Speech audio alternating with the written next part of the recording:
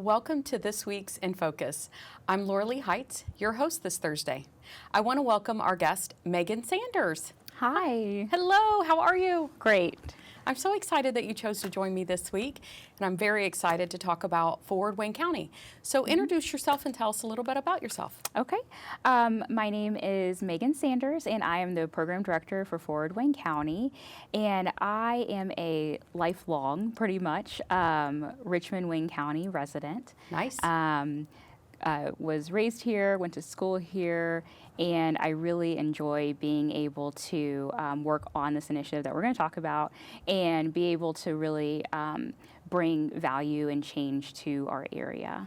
Sounds like you may want to make an impact locally. Definitely, yes. That's something that's very important to me. That's exciting. Yeah. So what is Forward Wayne County? Forward Wayne County is a collective impact initiative. What's a collective impact initiative? Collective impact is a framework of making big changes with a lot of different actors. So with collective impact, you are addressing issues in many different areas, but it's really important to focus on, like I said, many different people coming together, organizations coming together to address something that has been identified as something that needs to be changed. And along with that, you're focusing on how it's going to be changed. And a big part of it, which I assume we'll probably be talking about, is tracking those changes to make sure that you're making changes in the direction that you want to make changes. So it sounds to me like collective impact is you're working with a lot of different organizations, and is it kind of in a collaborative approach? Is that what that means? It is, and I like to say that it is just a step beyond collaboration, but it is collaboration at heart, because you do have the element of organizations coming together through collaboration to identify something that needs to be changed. And I say I interchange people, organizations, because really anyone can do collective impact.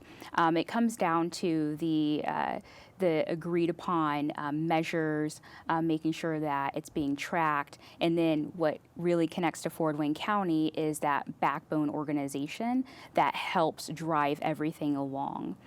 So when you say a backbone organization, is that really what Forward Wayne County is? Forward Wayne County is a backbone organization within a collective impact framework. Really? Yes. So what is the goal of Forward Wayne County?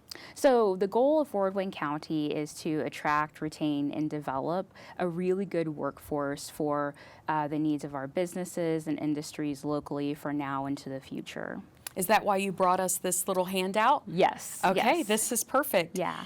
So tell me, I see on here that there are some different success metrics that you're working on. It looks like by 2025. Correct. And these seem to be directly related to this goal that you have. Can you talk to me a little bit about these, what you call big indicators for success? Yes. So our big indicators, like you said, really connect back to our overall goal of attracting, retaining, and developing that highly competitive workforce. And what we're looking at here is some of the areas that a lot of rural areas are struggling with. So Wayne County is collectively part of this struggle that we've seen over the past more so than a decade, but really looking at what's been happening in the last 5 to 10 years. And one of those areas that we're looking at is the population decline. And as I said, a lot of rural areas are really struggling with this, with people growing up, going to college, going into the workforce, going into technical training programs, and then moving on to bigger cities.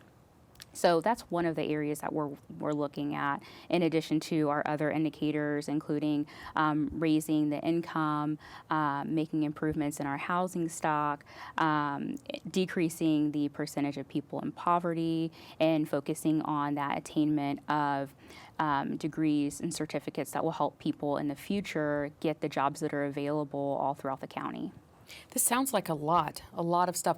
So you're working with these different organizations to kind of help all of Wayne County, so Forward Wayne County, move forward, yes, specifically to these things. So tell me a little bit about these two pillars that you have. you've talked a little bit about what are our goals and what are those success metrics, but how do you get the work actually done? How do you focus your attention? Because that's a lot of stuff. Yes, yeah. So like you said, it is a lot of stuff, and we have that very upper level view of our goal and those indicators, really parsing out what we're looking at, and looking at the smaller pieces of it. How are we actually going to do that? What are we focused on? We have two pillars: our people and our community. How did you land on our people? What does that mean? So our people really captures what we call human capital development, and that is all of those pieces that go into that main goal of developing that really healthy workforce. So for example, that would start in the early childhood success piece. We want to make sure that we have quality childcare, quality and access to pre-K opportunities. We want to make sure that we have parenting education opportunities, all the way to looking at health and wellness just across the board, not just with the early childhood success piece, not just with the youth, but also with just everyone living within our county, because you can't have a strong workforce if they're not healthy. That's great. So it looks to me like you start in the very, very beginning. Not, usually when people talk about employability or workforce, they're talking about people as an adult, right? Yeah. Whether that's straight out of high school or they're already in college, maybe they've graduated from college, or they didn't attend college, and we're working toward improving them as adults. But your initiative really starts at the very beginning of human capital, and that human capital pipeline, and that's really, from before they even start school. Yes. Are they getting the right platform as a preschooler Definitely. Before they even get into kindergarten? Yes, we're really looking at birth through the lifespan. So as I said, with the health and wellness, part of that is prenatal health. And then looking earlier into that early childhood care, those high quality child care opportunities, and giving parents education so that they can get their kids on the right path. And then, as you said, a lot of times when we're talking about that workforce development, we're looking at people who are out of that K-12, or even people nearing the end of K-12.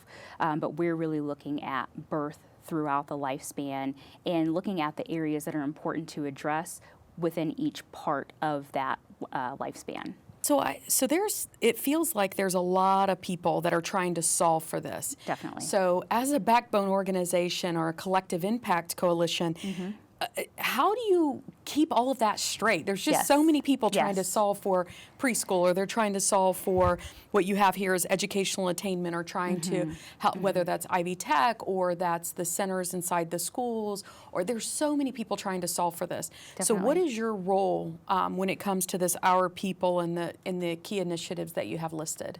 I actually attended a task force meeting a while back, and there was a facilitator there who also is part of a collective impact framework, and I think that she put it best, where she said that her role, which is the same as my role, she sees herself as a harbor master.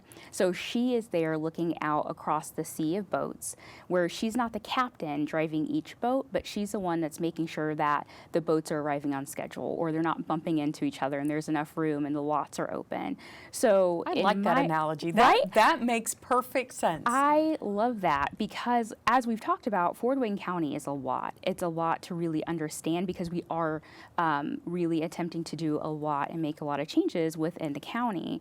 And being that I am the program director for Fort Wayne County, and I'm addressing all of these areas, which we've only touched on really half, it wouldn't be possible for me to go and do all of the work.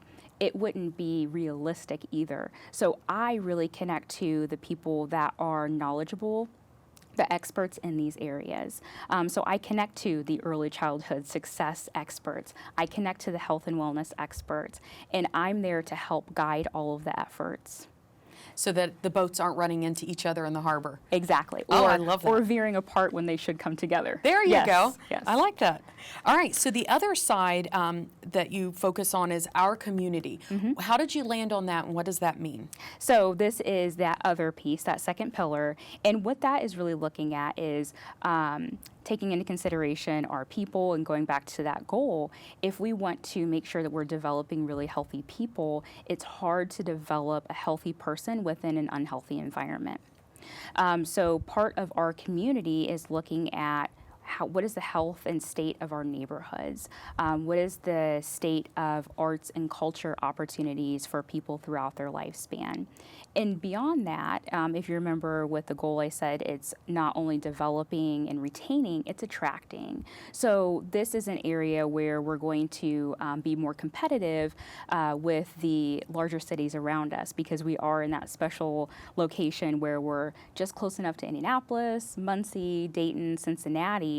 So it's really important that we build up our community amenities and make sure that we have health flowing not just through that human capital development piece, but also the quality of our place. I think that falls in, the quality of place initiatives. I hear a lot about that. Yes. It feels so much like a buzzword. It's on so many different articles, quality of place or lifestyle or, we want to have live, play, and work. I hear that constantly. But it sounds to me like you're really trying to bring those things to life. Yes. So talk to me about, you've got 4 things listed here. Can you just, talk to me a little bit about each one? Yeah, the first one that I touched on, neighborhood development, that is something, and all of these can mean so much. But what we're focusing on right now with neighborhood development is getting a better idea of what are our neighborhoods, what do they look like, and part of that is understanding what the assets and needs are within the county. So with that, we're looking at what are some things that we can really build on and highlight. What are some positives? For example, one of our focus areas is the Star Historic District. So we're looking at highlighting all of those beautiful historic homes, and at the same time looking at how can we make positive changes in the area. And that's just an example because we are looking across the county. So with this, it is difficult to say this is exactly it because all of the areas throughout the county, they have their own life. They're really kind of their own person. So what we're doing is looking at what are the neighborhoods, what is happening. Also with our community, we have a focus on environment. And part of that is really looking at what amenities do we have available in our area. I know one thing that's discussed in the trainings that I go to around the region is like broadband access. Oh, yeah. So looking at how do we compare to other cities that may be considered like sister cities, like comparable in population size, and then how do we compete with the larger cities that surround us? I think it's important to focus on the environment as we see people's attitudes are changing, Yes. About climate change, and they see other cities that are becoming more green, that they are becoming more self-aware of the trash and how they are impacting the environment. And it sounds to me like Forward Wayne County, if you're truly about attraction, you're focused on what are the people that may relocate here, what do they expect? And Yes. they expect a high quality neighborhood, they expect housing to be available, they expect jobs to be there, and they expect, if I'm environmentally friendly or I want to live in a place that's environmentally friendly. Yeah. Looks like you guys are staying ahead to say we've got to keep moving forward and ensuring we're doing the right things to protect our community. Definitely, yeah. So what is the government policy? Yes, so government and policy, and you may see that a lot of these really connect, but government and policy is a piece that is that great connector. So that would include advocating for policy changes that would bring about benefits to our county. Okay. For example, looking at different policy related to like financing or even education policy, neighborhood policy at different levels. So it's understanding what is available and being that backbone. We do engage in helping with advocacy, but I think a really large part of it is educating these different groups so that they are aware and they're knowledgeable and they can advocate for themselves as well. Okay. And I see you have arts and culture, which really Yes. ties back to quality of place initiatives. Can you talk to me about, just give me one example of something maybe that you know about or that you've heard about from an arts and culture perspective? So looking at the arts and culture piece, in our area we have so many examples of great opportunities for engaging in the arts and culture, like the Shakespeare Festival. You have the Nettle Creek Players and Hagerstown. So there are a lot of different opportunities to really engage. But one thing that we're kind of launching into right now is looking at the availability of museum access throughout our county.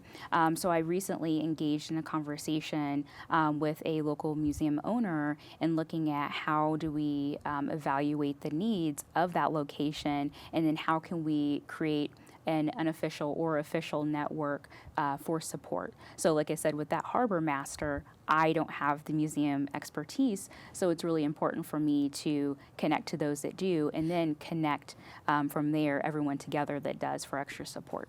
So all of the museum boats are going in the same direction. Exactly. Instead of crashing into each other, they're moving in the same direction. Yes. Yes. So if our viewers want to know about Fort Wayne County and they want to learn more, Yes. Where do they go? So one quick and easy way to learn more would be to go to forwardwaynecounty.org. Okay.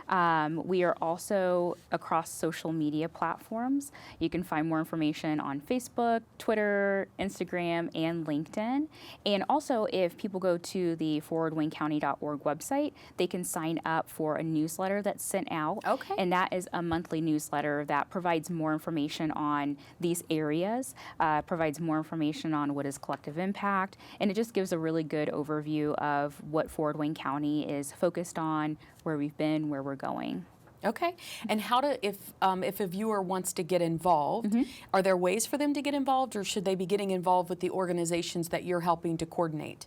I think that either way would be excellent. So connecting with the website, connecting via social media, there will be more insight into what we're working on. So the last newsletter that I sent out, I highlighted some work that we're going to be doing in the early childhood success area of parenting education. So that would be a good way for people to get engaged, but also making sure that people will know that they can reach out to me. My information is available throughout all the different platforms, and I have people reach out regularly to say, okay, I really want to help. How do I do that? And everyone has unique insights, talents, so I always encourage people to reach out if they want to become involved. We also have a leadership forum that is quarterly. Our next one is coming up July 12th, and that'll be at Earlham. More information would be on the website, the newsletter, and on social media, but that's a great opportunity to learn more in person about what's happening and maybe figure out how you can get involved or support the initiative. Okay. So we're going to take a pause, and I think we're going to bring in some guests that are going to talk a little bit more about neighborhood development. So we're going to take a pause, come right back, and we'll bring in some other speakers to talk about neighborhood development.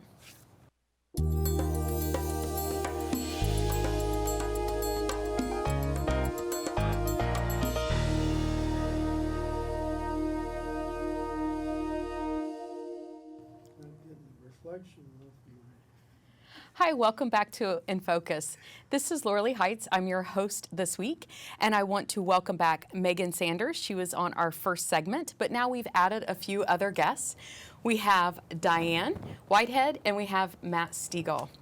So welcome to In Focus. Thank you. So we're going to be talking about neighborhood development, and I want to hear about your organizations and how you see neighborhood development. I must say, the first time I met Diane Whitehead, I learned so much about Richmond community neighborhoods that living here my entire life I had no idea about. So I'm hoping that you're going to share back some of this information with the viewers, and they're going to learn about this neighborhood development stuff too. Okay. So tell us a little bit about your organization. It's Neighborhood Services Clearinghouse. We've been around about 30 years. We still say it's the best kept secret in Richmond. Yes. But we started with 5 neighborhood associations in 1994, and we're up to about 25 now. Oh, wow. So Neighborhood Services is the 501c3 for all of Richmond's neighborhoods. We have representatives from each neighborhood that meet with us on a monthly basis. That's at 5:30 on Wednesdays, third Wednesday. If anybody wants to join, it's a public meeting at the city building. Nice. But we share what's going on in their neighborhood. They learn some things about what they might be doing in their neighborhood. So it's a way for the neighborhoods in the city to kind of get a feel for what's going on, not just in their neighborhood. So some of the topics will always be safety. Oh, yeah. I've gotten to work for the city and the police department for 20 years, and through that we do neighborhood watch. So we've got ties in all of our Richmond neighborhoods, which is great because if we need information, we know who to go to, and if they need information, they know who to go to. So nice. It sounds like it's a straight connection to the city and to the police. Yes. So fantastic. So I want to welcome Matt Stegall. So Matt, tell us a little bit about the organization you're with. Well, I'm a member of an organization called Richmond Columbian Properties, and we own the former Knights of Columbus building. Have owned the building since 1921. At one time, Columbian Properties was a real estate holding company for the Knights of Columbus. The Knights moved out of the building, and Columbian Properties retained ownership of the building. And we changed our mission to be an advocate and facilitator for neighborhood reinvestment and community redevelopment. We've been reorganized for almost 10 years now, and we conduct a number of educational programs, facilitating meetings and advocating for change in the neighborhood that would be good for the whole community. So I know you're very, very passionate about neighborhood development. They often call you the mayor of 10th Street. I hear that all the time.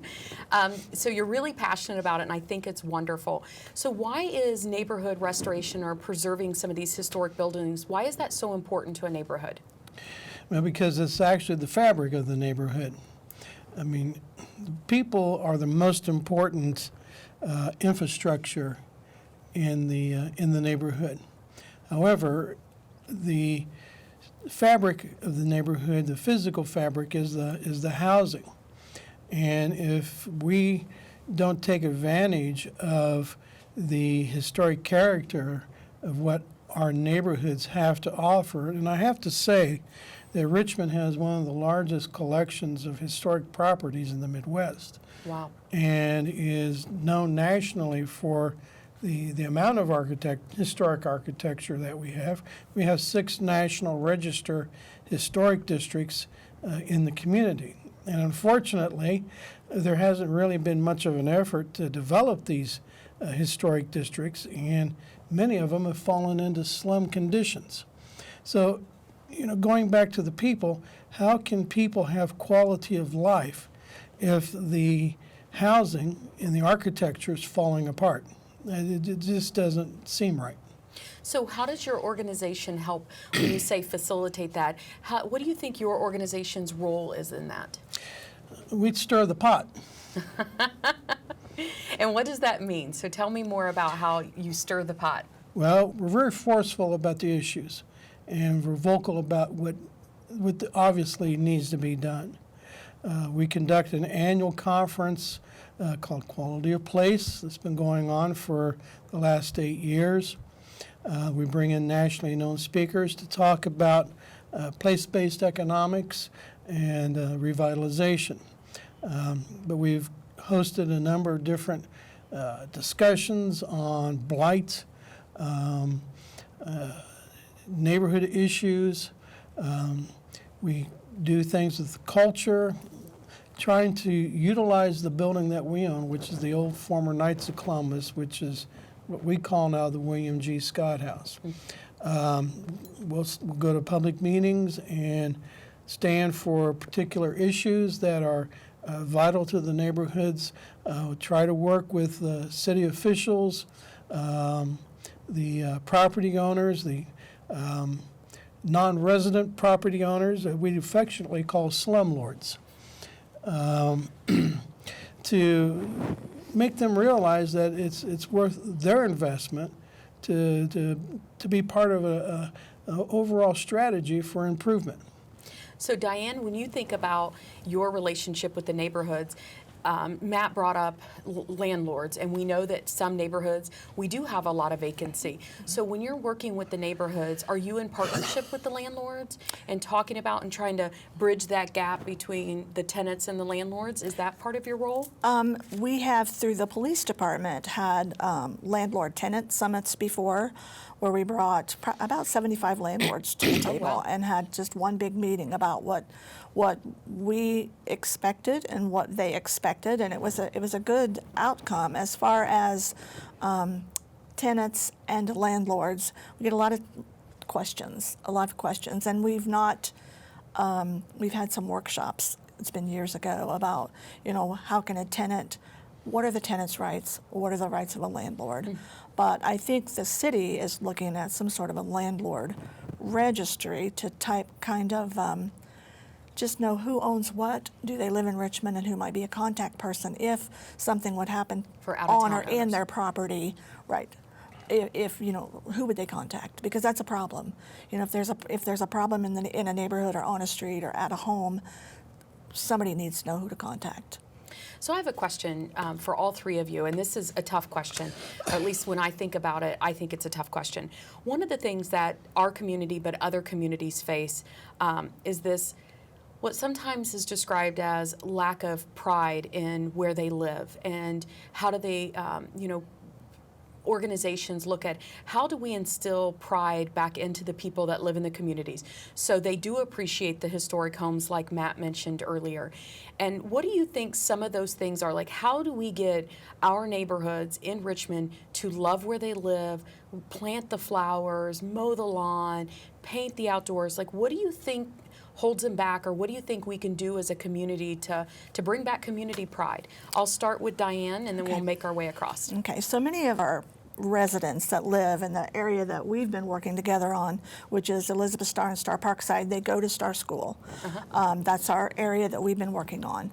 A lot of there's a lot of single parents.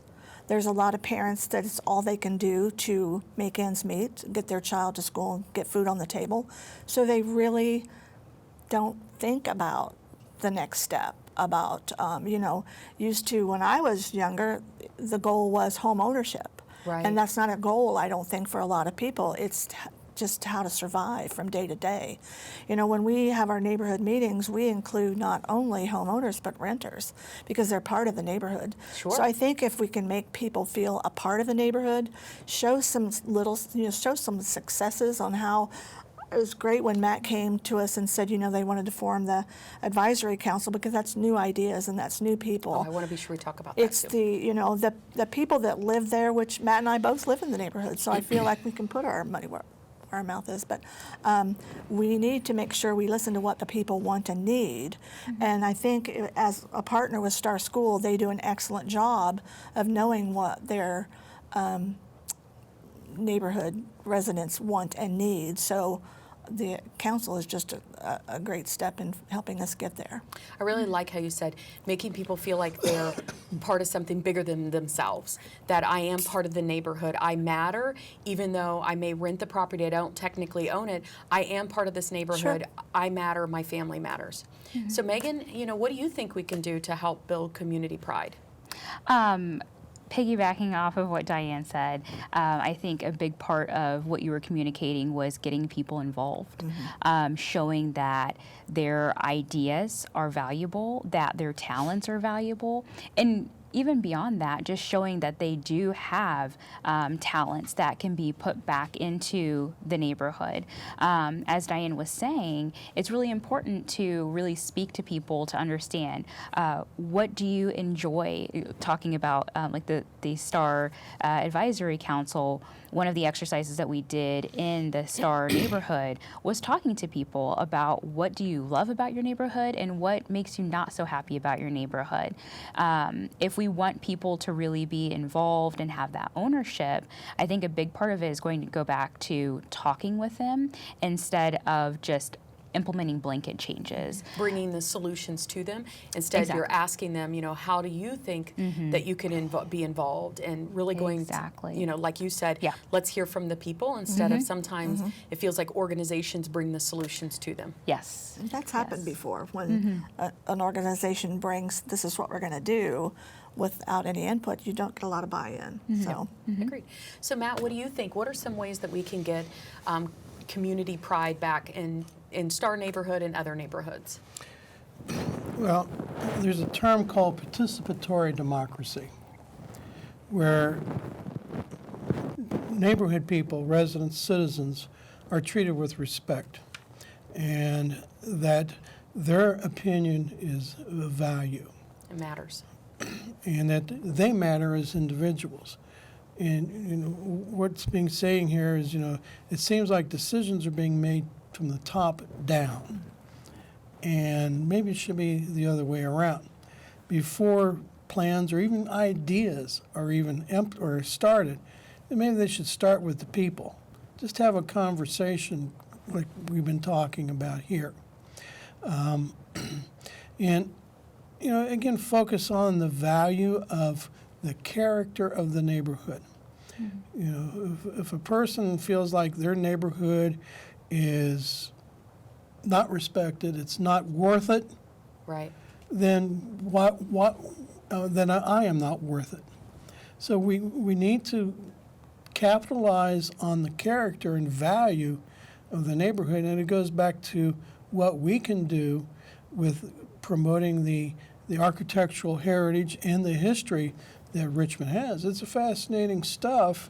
It's telling the story behind the neighborhood so that I do feel like I am part of something that was important and that's beautiful and that's been celebrated and is unique. And that, when you build that, I'm part of the story and I want to, preserve this, whether I own it or I'm a renter, by sharing that story. So one of the things I do know that you are working on is the Star Advisory Council. So Matt, can you tell me a little bit about how the Star Advisory Council was formed? Well, last summer, Richmond Columbian Properties worked with the College of Architecture and Planning at Ball State on a study of the Star Historic District. Not a historical thing, but on its conditions. Just the neighborhood conditions. Some of the things that came out of it, one was almost 60% of non-resident ownership, 17% vacancy, and then the rest of it, we don't know. The crime issues, it's not serious crime, but it's enough that it has created a negative image for the neighborhood. The infrastructure is crumbling. The alleys, sidewalks, trash pickup, all of these issues are important that we knew were there, but the study Help bring more light to it. reaffirmed it. And they used an example of a neighborhood development group called the Bonner Center in Indianapolis. I've heard of it. And what the study recommended was that we come up with a neighborhood advisory council. Well, hey, what's that? Because we didn't want to invent the wheel. Right. Diana's doing things with neighborhoods. What would be a neighborhood advisory council? And we struggled with it through Columbian Properties until we, after the conference we had last year, a fellow named Kevin Wright from Cincinnati talked about neighborhood participation. And one of the things you do is you create events that are fun but with a purpose. And so we thought, well, let's do a children's Christmas party. We don't know what we're doing. And But it sounds fun, Matt. It does sound fun. well, and it's got a purpose. What's it the led purpose? us to the school. And because that's where the kids are. We don't know who the kids are because, we're a bunch of people that don't know what we're doing. But the school does because they deal with it every day. And we realized then, after we had our Christmas party, and we had over 300 people at this Oh, thing. wow. Big success. And is that the schools are the center of the neighborhood. They're the foundation. And we shouldn't focus on just little neighborhood group, but maybe a wider area. And that's where we hit on to where the school district would be a better focus because it brings in a number of people. And that's where Diana was helpful because she brought in the neighborhood groups within the school district. And we've been having conversations. At the one meeting where we had all of the neighborhood groups, Diana got a list of concerns. At the neighborhood block party at the school, Megan put together a really neat thing where we had what we called the dot game. And we also connected with the Ball State University Office of Community Engagement. They're doing some great things up in Muncie in getting neighborhoods involved. And so, you guys are going to be meeting with them. We set up a relationship. They want to work with IU East on creating their own engagement office because they're looking into it themselves. So we've created partnerships outside of the community with places like Ball State who will help us in creating something for ourselves. So it sounds to me like that collaboration, we go back to the collective impact and how do we get organizations to work together.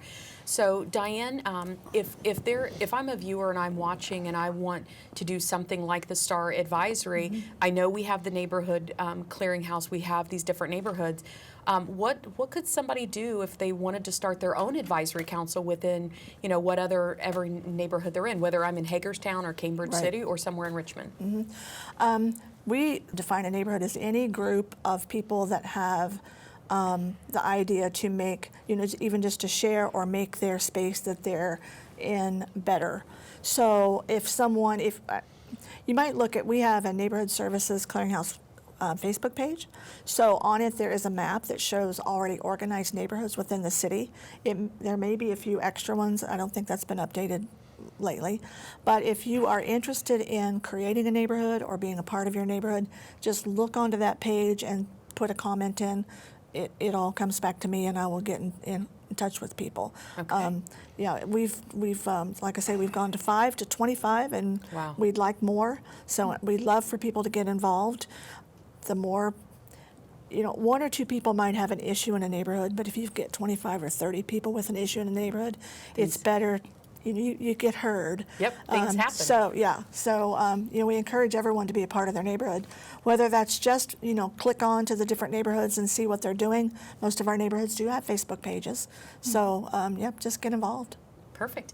All right, I want to thank all three of our guests. We're going to take a pause and we're going to come back and talk to some other guests about how do we get connected directly to resources. So thank you, Matt. Thank you, Diane. Megan, you're going to be sticking around and we'll be right back.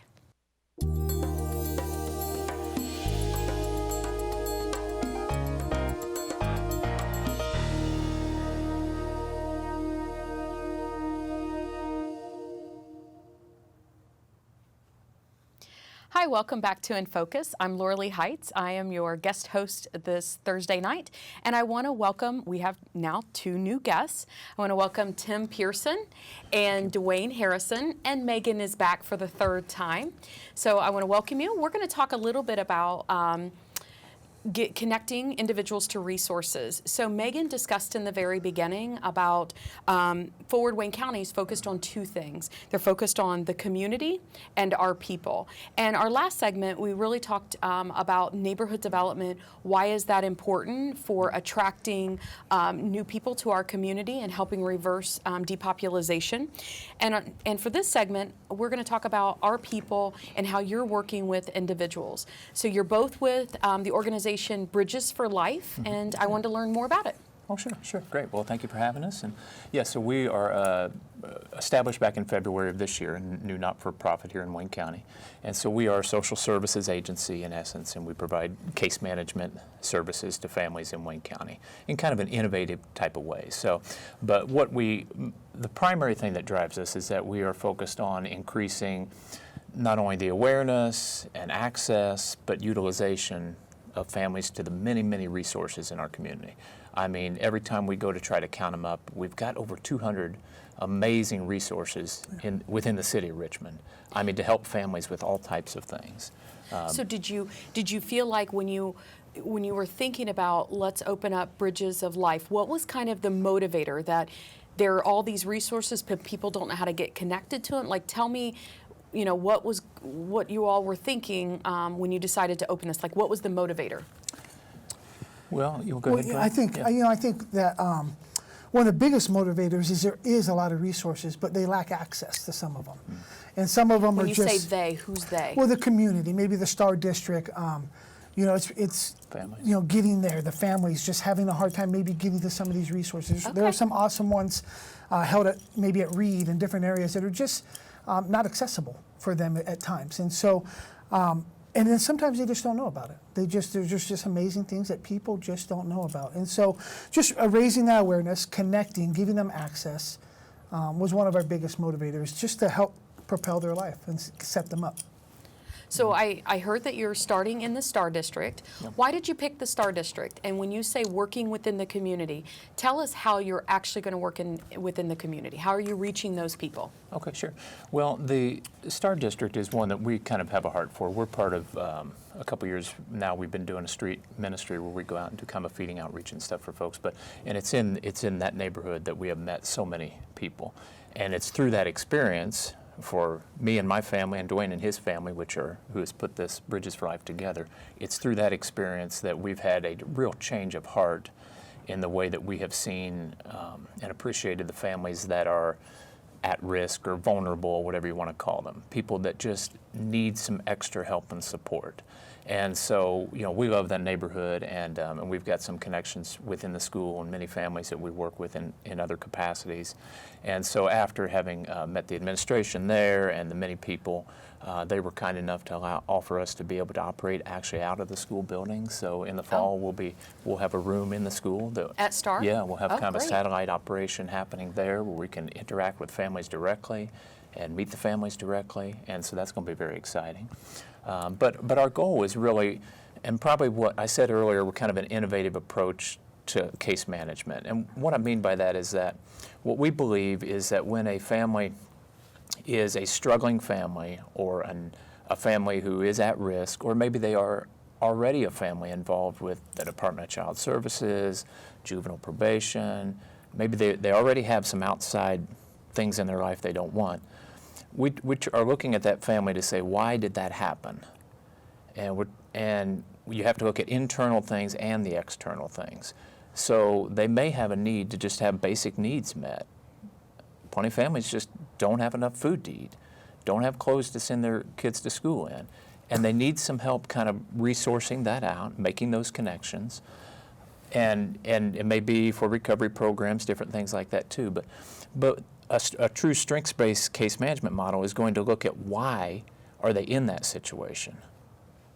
Yes, we want them to get their yards pretty and everything. We want all that, but why are they not doing that is the real question. So you have to look at the internal stuff. Why does this person feel in such a way where they don't engage with their family, with the economy and their jobs or whatever? And so our mission is to get deeply involved with the families. That where the Bridges of Life come in, Yes. so bridge that gap? Yeah. Exactly. Okay. So we want to be able to build a relationship with the family, and through, you know, not just our own experiences, but through use of professionally and evidence-based models, work with families to help them build on their strengths and increase their dignity and their readiness, so that when they do get connected to resources, we want to, you know, it'll be more fruitful for them. So we can kind of address the root issues, really.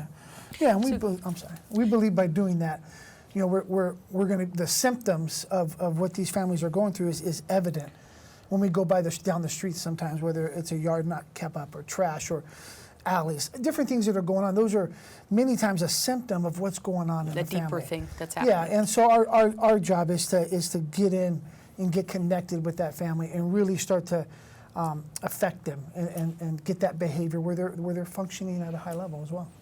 So when I was doing some research to prepare for this interview, I went out and took a look at your website, and you all had 5 key areas. Can you talk to me about these 5 key areas?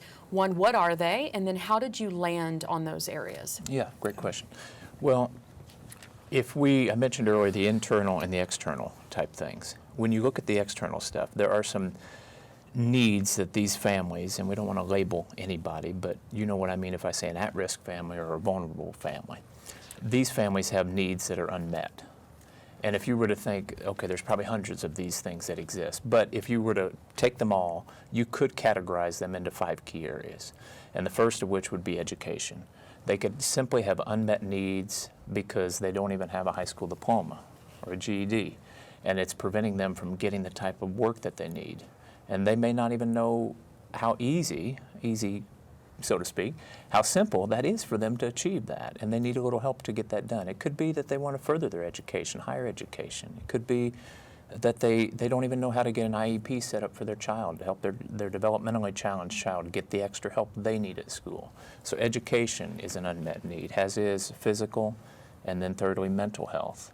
There's lots of challenges there. They may not be getting the right medications. Lots of people just need help in managing their medications. They have them, they just don't take them as prescribed. They self-medicate in other ways too. They just need someone to support them to help say, okay, this is why you're taking them. I talk to people all the time, they're taking a list of medications, they have no idea why they're taking them. They don't even know why they're taking them.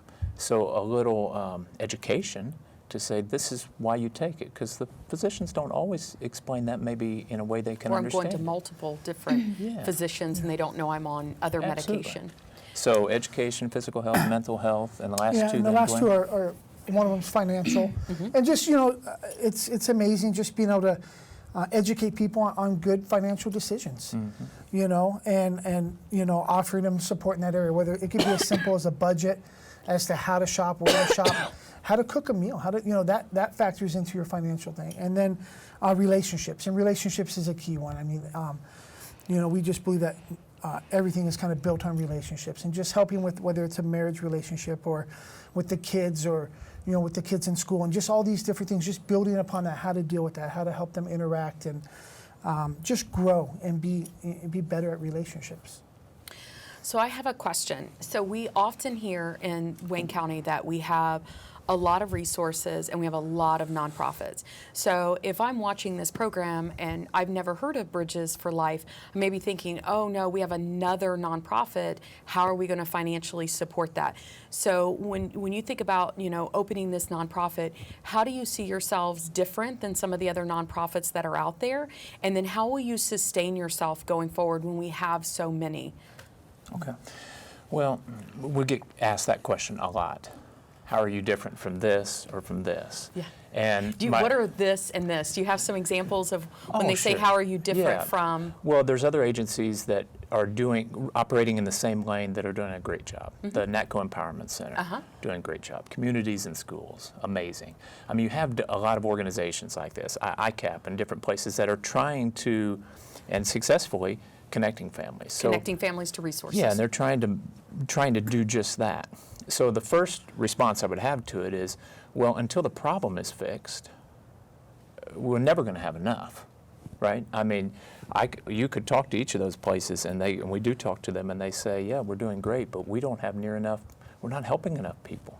I mean, so when you say until that problem is fixed, what you're saying is until people are utilizing the resources that are available to them, because that at the end of the day is the problem you're trying to solve. You're not really offering the personal financial classes, but instead you're connecting them to the resources that do. Maybe that's NATCO Empowerment, maybe that's somebody else. So when you say we're around until this problem fixes itself, and that's are people taking advantage of the resources that are available to them? Yeah, and that's very true. Another key piece is that really does give us a distinguishment, because we do have a distinguishment, and the distinguishment for us is that we're designing ourselves to be a hub for access to all of the community resources to help families in a holistic way. Okay, so. And our model is designed to do that in a way that will foster a really neat way of collaborating, because that is an issue that everyone would agree exists, is so many silos. I have families I work with now that might have 5, 6, 7 different providers that they're working with. But just by and large, I'm making a generalized statement, But oftentimes, those providers are never talking to each other. They're never talking to each other. So do you feel like your organization is helping taking down those barriers? Are you that central point of contact where you're saying, hey, these 4 or 5 different organizations, are you connecting or talking to each other? Are you trying to help, bridge that gap or improve the communication? We sure hope to be. And one of the key pieces that we will do that's a very tangible thing is that when we are with a family and we've connected with a family relationally, and then when we do the providers, this will not be here's a number to this resource place, here's a great recovery group, call this number, talk to Joe, and he'll get you set up. That's not what we'll be doing. We'll be doing warm introductions, warm handoffs. We'll be connecting the people. And our plan is that we would bring that provider to us to meet the family. We'll be with them when they meet the provider. And on a regular basis, we'll do like a team meeting, and we'll bring each of the providers together so they can collaborate and they can talk about, well, I'm doing this for the family, I'm doing this for the family. And so that is a function. I'm in the social work field now, and I can tell you that is a function that is not common at all. Okay. Where the providers are communicating and talking to each other. And so we place a lot of value on that and hope to be a part of that solution and increase all the access to so many other great providers out there. So Megan, what do you think forward Wayne County's role in Bridges for Life? Like, how do you partner with them, or how do you share their information or their story? Tell me about your role. So my role in working with Bridges for Life has been through the STAR Advisory Council. So as they both have mentioned, working within the STAR neighborhood, with that being really the passion that's driving them working in the neighborhoods, that's really where we became acquainted. And they have helped provide that insight into what we talked about in the previous segment, and probably the first segment, with understanding what people within the neighborhoods really need from their own mouths, not from a study, which can be very helpful. It's very helpful to gather data, to get a better idea of what's happening, and really turn to studies that have been completed on other neighborhoods. But it's ultimately, I would say, most important to get feedback from people within the neighborhoods and understand what their experiences are in order to really make an impact. And that goes back to what you were talking about with getting people to realize that their neighborhood is valuable and therefore they are valuable. So that's one of the ways that we've worked together. But as we've discussed with the Fort Wayne County framework, I definitely see an expansion of areas. As Tim was saying with Bridges for Life, you said that you started launch with the organization around February. Yeah. Mm-hmm. Similarly, Fort Wayne County has a long history with development and data and metrics and getting everything together. But I am in my role I've been in my role for about 6 months. So on a similar plane, I'm getting out there and working with people. So we've established with the STAR Advisory Council, and I see us definitely moving forward into other avenues, especially since their organization is focusing on the whole of that human experience and that quality of life experience within Richmond. So Dwayne, I have a question, two actually. The first question I have is, how do people get referred? So you're going to be in the STAR school, and they're great. We had a great experience there not that long ago. It's a great school. Yeah. So you're going to be there. How do you get referred? There's a couple ways. The main way is we'll have an office. So that's one way. So working through the school, there might come that way. And then the other way is just kind of the old grassroots way, and just kind of like we've done when we've been on the street doing different ministry. We go through the neighborhood and we talk to people, and we reach out to them, and we find out what their needs are, and we be a little more proactive and just offer help and support, because sometimes they won't reach out, but they need it, and when you reach out to them, they're welcoming to have it. So that would be our two main way. And then of course, as we grow, I would just like to think that our reputation, our name will kind of speak for itself as providers continue to partner with us. That'll grow us as well. So my last question before we end this segment is, how do you measure success? So how do you know, what are the metrics that you're going to put against this effort to say we have been successful because we've seen this many people, we've connected them this many resources, or we've had this many people graduate, with the high school diploma. Like, how do you know you're successful? Well, I mean, we can sit here and say, oh, we saw this many people, or we did this, that, and the other. And that shows volume. Success is when there's some type of change and they're better. And that's how we're going to measure it. And that's going to come with time. Working with people and spending time with them. And sure, we're going to keep track of who you connect with, but really the goal is not to connect with just everybody and say, oh, we got a connection. It's to really partner with them and show change gradually as we go. And if I may add to that briefly too, is that if you imagine it like a big funnel, and so you got all the people that we would meet through every avenue at the top, and then you got people at the bottom that we saw the real change with. So all those steps along the way, we have identified metrics that we have set as goals. So we do have a certain number of people that we want to come in contact with, and then a certain number of people that we want to be able to have a first kind of set down meeting with. And then down to a number of people that we're actually going to take in. We have a really cool program where we're going to kind of adopt families. And they will be exclusively to the Star District for now, to where we're going to take them really kind of more of an intensive type of relationship building. So we have a set number of those that we, like before the end of the year, we want to adopt so many families and connect with so many providers. And so we do have all those kind of with some nice metrics there, because we need to have some goals to shoot at, and we want to have some ways to say, we achieved these, and we hope to do a lot more than that. But yeah, so those gives us kind of a target to be running towards. So if a viewer's watching and they want to learn more information about Bridges for Life, where would they go to get information? Well, I mean, the best way is our website, mybridgesforlife.org. That has everything on there, including a contact number. So that would be the best place. And we do have, and it's on the banner on the website, and we'll put a specific date there very soon, but we are, sometime within the next month or so here, we'll be finalizing a date for a volunteer informational dinner and a session. If they want to get involved. Yeah, we have over close to 60 people now that have approached us to say, hey, we want to help at some level. So we're going to kind of have a nice dinner and get together and be able to help people to see specifically what can you do. So if they do want to hop on, and there's a link right there where they can just say, go to the contact us, put the information, we'll get it, we'll get right back with them and get them the details and make sure they get invited to the dinner, which will be a lot of fun. Okay. Be a lot of fun. All right, so I want to thank you all three for joining us today and talking about Bridges for Life. Megan, I really want to thank Forward Wayne County. So today we had an opportunity to learn more about the goals of Forward Wayne County. We talked about our people and why it's so important to work with them, whether it's for early childhood education or educational attainment or employability or health and wellness, which is what Bridges for Life is really focused on. And then we talked about our community and how do we improve, not just today we talked a lot about Star District, but it's not really about that. It's about Wayne County as a whole. But we see now what they're doing in Star, whether that's neighborhood development or that's connecting them directly to resources. And we had an opportunity to learn about Forward Wayne County. So I want to thank all three of you.